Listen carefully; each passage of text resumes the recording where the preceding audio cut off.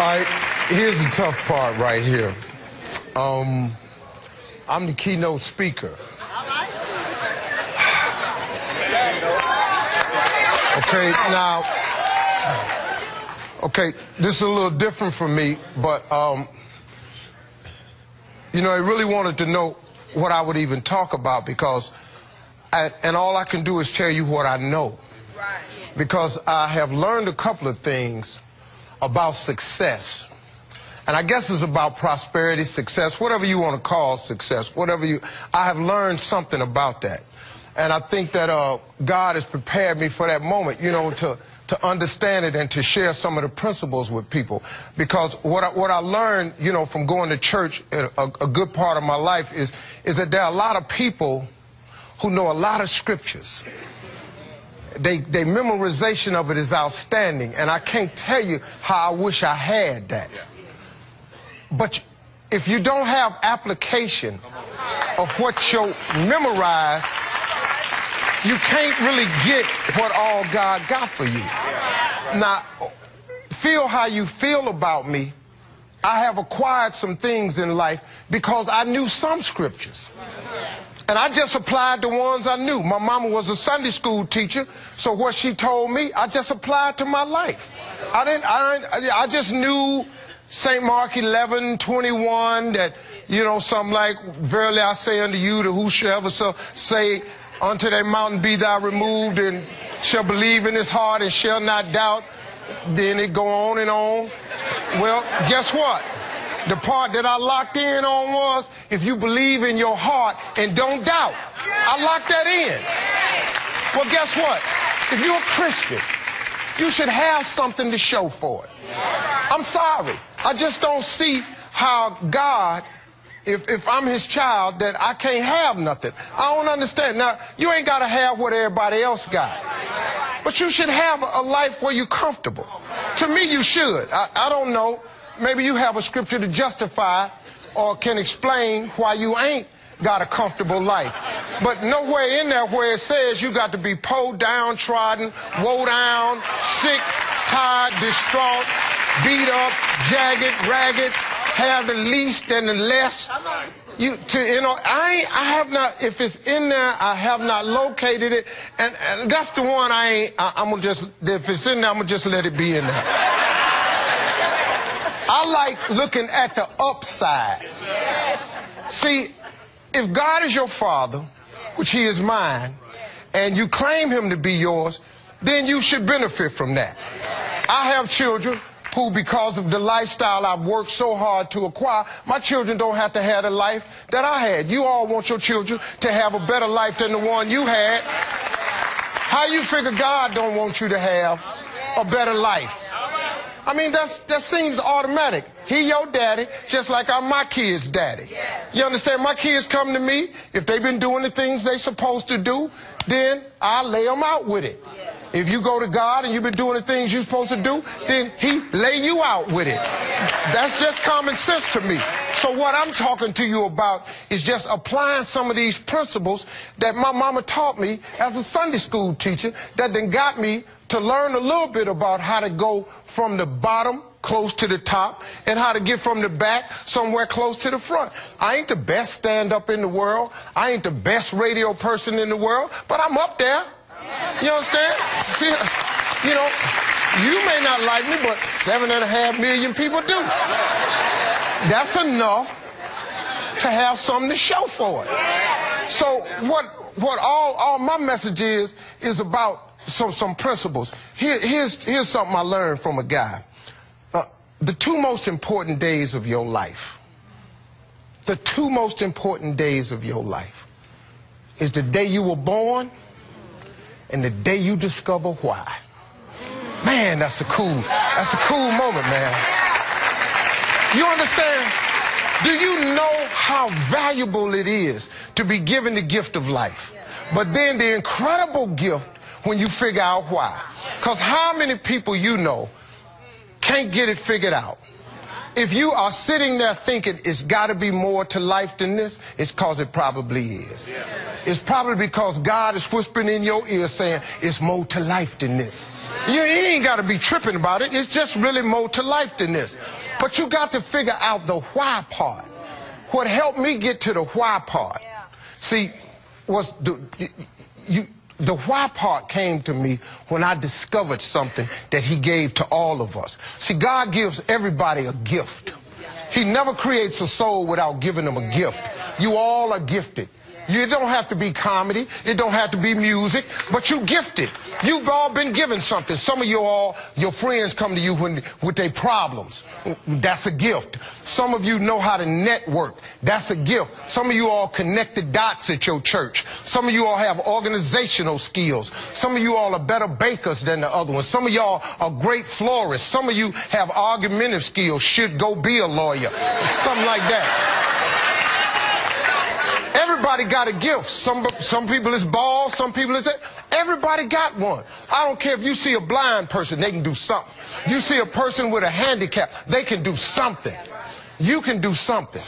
Problem is, though, you got to attach yourself to the gift. Now, how do you find out what that is? The day that you can get real with yourself and say, hey, look here, what is my gift? This is how you discover that. It is the thing that you do the absolute best with the least amount of effort. That's your gift. You ain't got to trip. You ain't got to ask nobody what you think it is. You can have this conversation with you. It is the thing that you do the absolute best with the least amount of effort. Them people over there that sing, they don't struggle to sing, it just come out. Michael Jordan don't struggle to play ball, he just play it. You understand? When you have a gift, it's what you do. You talk, that could be your gift. You write, that's your gift. You're a great listener, problem solver. You got the gift of matching up, that's all a gift. Here's what messes people up, though. You see something that somebody else does, and then you want to go do that. So now you're not concerned with your gift. Now you want to pursue a passion. You got a lot of problems happening in your life if you start chasing passion. So I'm in a passion-chasing business. I used to go to restaurants in L.A., and every time I sit there, here comes some little fine girl. Every time I sit down, Mr. Harvey, can you look at my headshot and everything? I say, for what? What you do? I'm an actress. I say, so what you acting in? I'm not in anything yet. But I want to be. I said, no. What are you acting in? See, if you're an actress, then you act. Yes, yes. You a waitress.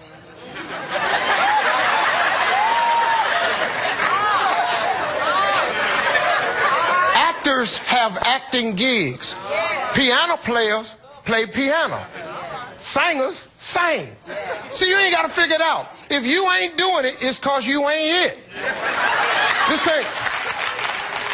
But if you are going to pursue I was passionate one time in my life about playing ball. I wanted to play in the NBA. Well, here's the problem. When I ran full speed with the basketball, I ain't have it no more. So now this passion about playing in the league, that's out the question now. I had to find out what my gift was. And when I really ran back over my life, I was funny. I could take comedy and transpose it instantly. I wasn't afraid to come in front of people. That was my gift. When you start to pursue your gift, that leads you to what you should be about. And if you can become passionate about your gift, here where it gets, there's a Bible verse. It's a proverb. I had them. Okay.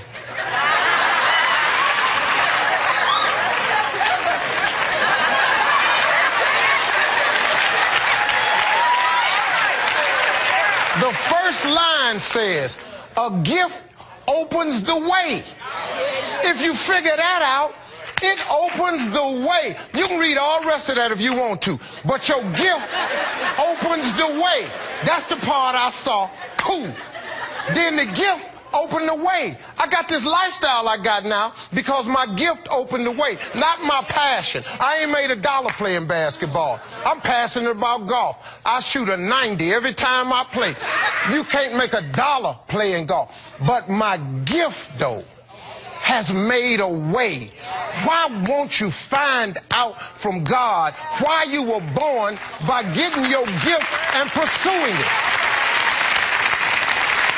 Stop chasing the passion. And come on, man, pursue the gift. You people been tripping yourself out for years chasing something that ain't yours. I want to lead the choir. You ain't the choir leader.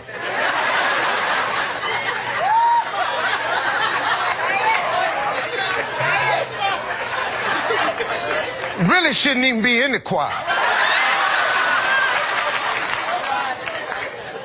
Now, once you discover what your gift is, and you go to God to help you prepare to make room for this gift, you got to make preparation.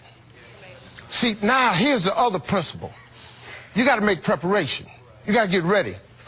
When I first got out of college, and let me see how I can put this to you.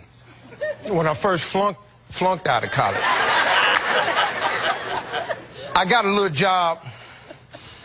I used to go to my mama's house all the time. I say, Mama, I didn't have to go far. Just come on downstairs. Now I say, Mama,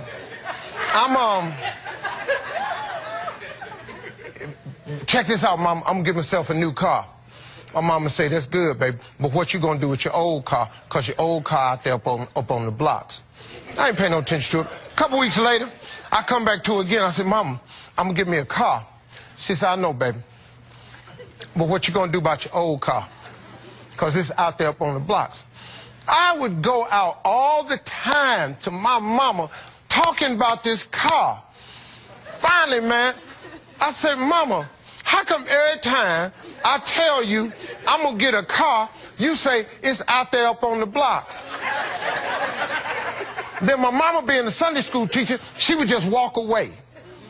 Because she would always leave me with the puzzle to solve. And I was standing there and I figured it out. I said, wow. What my mama was saying to me was that if you're going to claim something, if you're going to ask God for something, you got to make ready for it. So what I did was, I said, I called my partner up, called the tow truck, had him come pick up the car, take it out. Then I started sweeping the garage, getting it all ready. Got some asphalt cleaning. I cleaned up the garage because I was just getting ready to receive what I'd asked him for. And when I got that car and got that garage all ready to receive, it wasn't 30 days later, it wasn't a new car, but it was a new used car. But I had got it because then I had made ready to receive. If you don't do that, it's not an act of faith.